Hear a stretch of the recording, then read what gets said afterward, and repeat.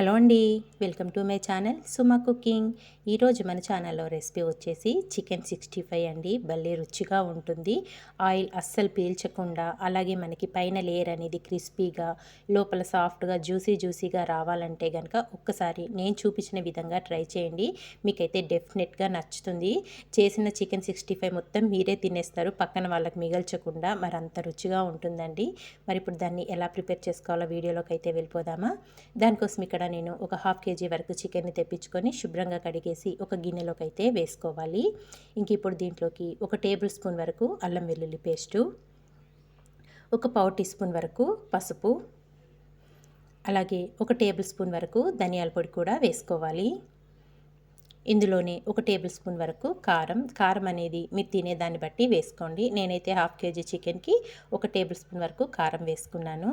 రుచికి సరిపడినంత సాల్టు, ఒక 1/2 టీ స్పూన్ వచ్చేసి గరం మసాలా కూడా వేసేసుకోవాలి. ఇందులోనే కొద్దిగా కరివేపాకు కూడా వేసుకోండి.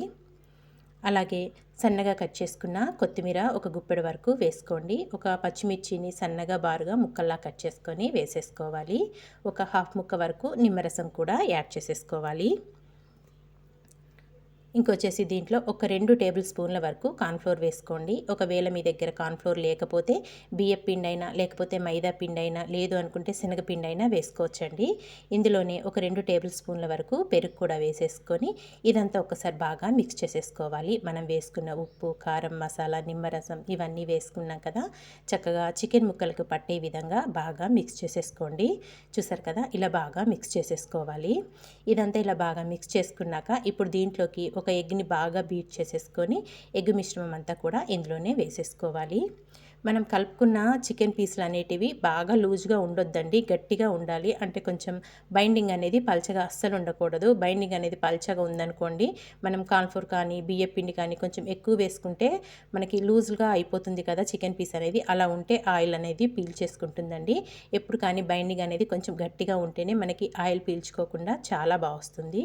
ఒక గంట సేపు ఇవన్నీ కలుపుకొని పక్కన పెట్టేసుకోవాలి. ఇలా ఒక గంట సేపు నానితే చికెన్ అనేది మనకి ముక్కకి ఉప్పు కారం పట్టి జ్యూసీగా చాలా టేస్టీగా ఉంటుందండి. ఖచ్చితంగా ఒక 1 అవర్ అయినా ఫ్రిడ్జ్లో పెట్టేసుకొని 1 అవర్ తర్వాత చేసుకుంటే చాలా బాగుంటుంది. ఇక్కడ 1 అవర్ తర్వాత అయితే నేను ఇదంతా మళ్ళీ ఒకసారి చికెన్ బాగా కలుపుకున్నాక స్టవ్ పైన డీప్ ఫ్రైకి ఆయిల్ పెట్టేసుకున్నానండి. ప్యాన్లో ఆయిల్ వేడయ్యాక దీంట్లోకి మనం కలిపి పెట్టుకున్న చికెన్ ముక్కల్ని 1 by 1 ప్యాన్లో ఎన్ని పడతాయో అన్నీ వేసేసుకోవాలి. వేసుకొని ఇంకా మంచి కలర్ వచ్చే వరకు డీప్ ఫ్రై చేసుకోవాలండి. పైన లేయర్ అంతా క్రిస్పీగా, లోపల జ్యూసీగా భలే ఉంటుందండి. ఒక గంట సేపు మనం చక్కగా చికెన్ అనేది మ్యారినేట్ చేసుకున్నాం కదా, చాలా టేస్టీగా ఉంటుంది. అప్పటికప్పుడు వేసుకునే కంటే కూడా ఒక గంట తర్వాత వేసుకుంటేనే టేస్ట్ చాలా బాగుంటుంది. ఇందులో మనం ఫుడ్ కలర్ కూడా ఏమీ యూజ్ చేయలేదు కదా, అయినా కానీ కలర్ఫుల్గా చాలా బాగుంటుందండి.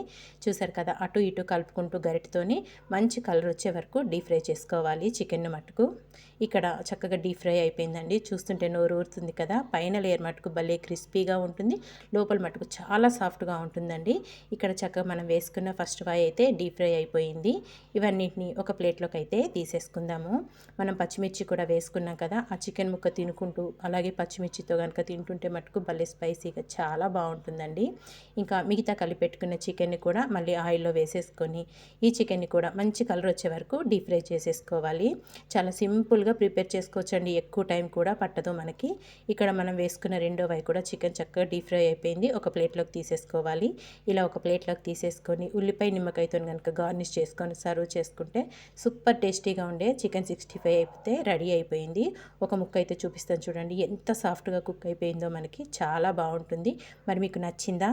నచ్చితే మీరు కూడా తప్పకుండా ఒకసారి ఈ విధంగా ట్రై చేయండి. ట్రై చేశాక మీకు ఎలా వచ్చిందో కామెంట్ చేయండి. ఇలాంటి మంచి వీడియోస్ కోసం వెంటనే మరి మన ఛానల్ని సబ్స్క్రైబ్ చేసుకోండి ఫ్రెండ్స్. వీడియో నచ్చితే మీ ఫ్రెండ్స్కి రిలేటివ్స్కి షేర్ చేసేయండి. Thank you for watching. Bye bye.